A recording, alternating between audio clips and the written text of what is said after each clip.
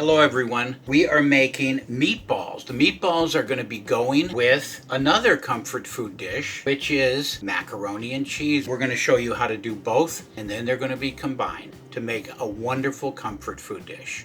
There's a tie-in with that we're going to show you that makes the dish work. And if it sounds a little strange to you, bear with us because I think you're really going to enjoy this one. This is a great simple dish. I have 1 pound of ground beef. I also have half of an onion that's been minced and 2 cloves of garlic. I sauteed those for about 2 or 3 minutes in about a tablespoon of olive oil. Took them off the fire. I'm not trying to cook them all the way. I don't want them to brown.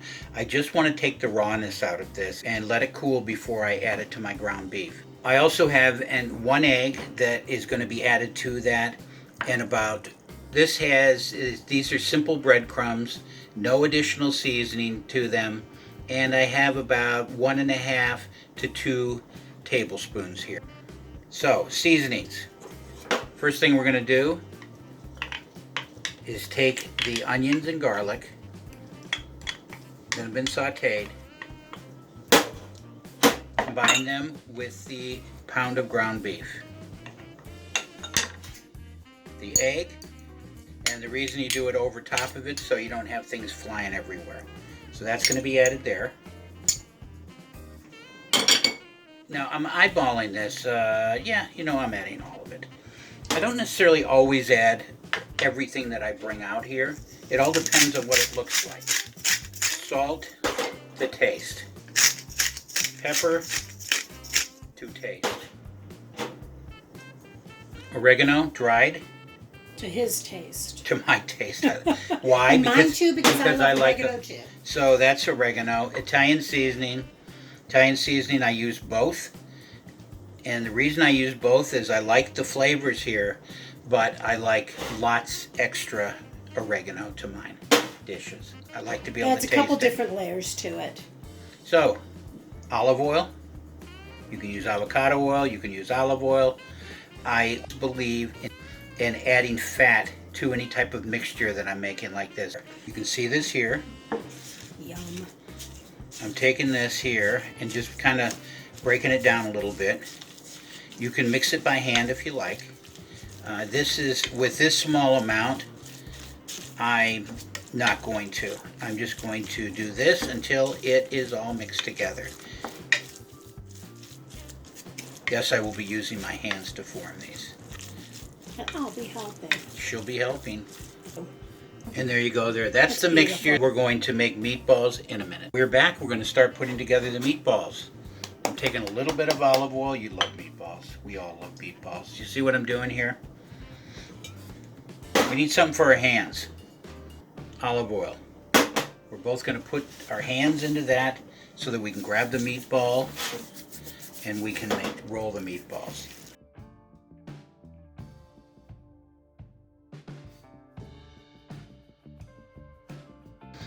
Okay, the meatballs are made. Now we're going to take them over there and start sauteing them. Okay, it's meatball time. So I have a pan. Heat's already on. I'm adding some olive oil. Let that warm up. It's not going to take long because I've already got the pan fairly warm. There we go. You get them in there, and you want to shake it a little bit. You can shake it, or you can just take a spatula, spoon, tongs, whatever, and move it around a little bit. So I'm going to turn the heat down just a tiny bit. I want them to brown. I do not want them to burn. So here we go, same thing. I replaced the ones that were in there. They're now on a pan.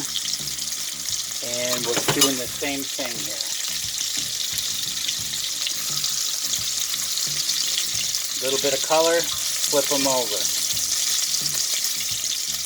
You got to be you got to be careful with these. These were not in the fridge to kind of tighten up a little bit. So if I'm doing it this way, I just need to be a little bit more careful with them to make sure that you don't take it and knock into them and ruin the shape. You don't want to smash them.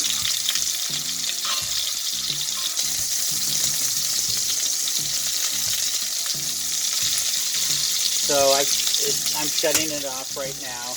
It's got a little tiny bit carryover heat in the pan. It's going to finish that one side. I'm going to show you what these look like prior to putting them in. I'll try to take that off the best I can. And here you go. You can just see they have nice color on them. They will get a little bit darker. Let's pour a little bit of this off. We're going to save the rest for her. And into the oven we go. I will check this shortly because I might need to add a tiny bit of water to the bottom of this in a few minutes. Okay, we're doing a very simple red sauce. Dennis saved the meatball olive oil, which has a few little pieces of the meat and seasonings in there. And to that, I'm just going to add about half of, well, it's the other half of the onion we put in the meatballs, actually. So we want to make a flavorful sauce that enhances the tomatoes and doesn't overpower that wonderful flavor. Today we're using, this is actually a favorite brand. It's called Palmy. And Palmy is from Italy, 100% tomatoes, no additives, so we get to salt the dish to our preference.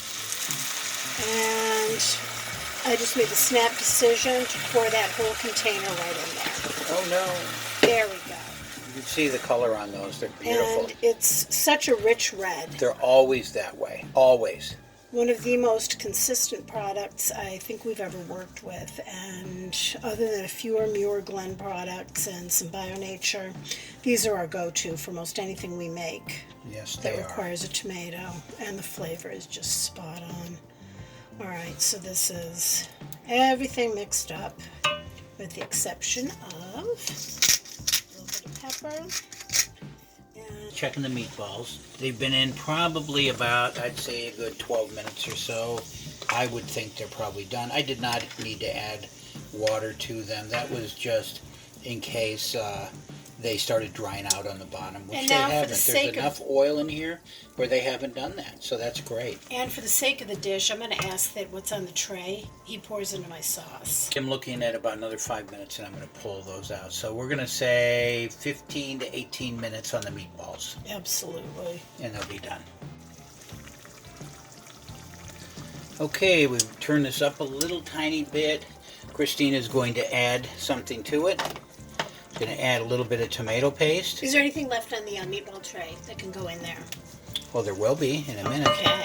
Go ahead and add what you need to add. I'm just squeezing some, very simple, about a tablespoon of nice, thick, organic, concentrated tomato paste. She just wants to tighten up the sauce just a tiny bit. This dish requires it to be a little bit tighter, and you'll see why when we build it. Okay. Now, here we go. Thank you. Okay, these meatballs are done. I am putting them into the sauce. As you know, your stuff. Oh my God. It's really good. It's a nice, simple, but flavorful meatball.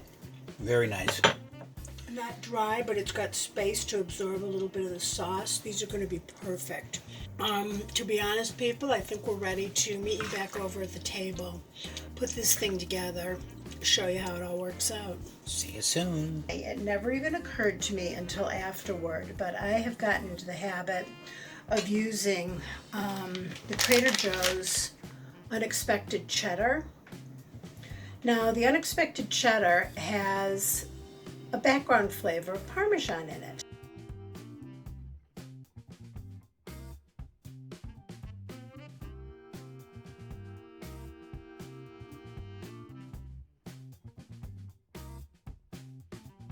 So you've got a nice even layer of meatballs there.